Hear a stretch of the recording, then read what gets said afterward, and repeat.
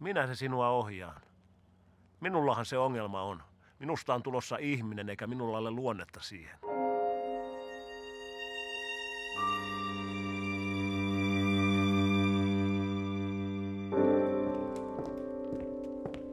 Missä tämä ei saa loppua?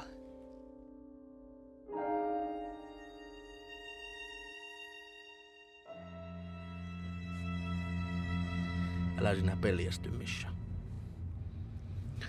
Minä tulin vaan jatkamaan siitä, mikä Leningradissa jäi kesken.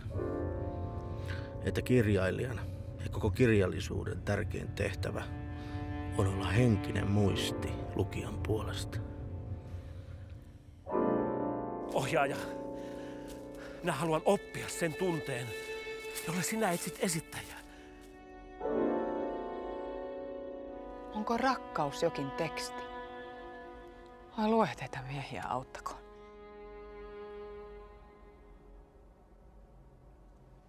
Nöyryyttä. Mitä se on? Juuri niin, paholaisen rämä! Kasva ensin pieneksi, opi nöyryyttä, niin tulet inhimilliseksi. Ei, minä en jaksa tätä enää.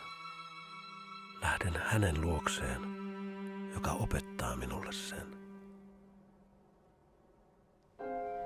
Hän on tulossa.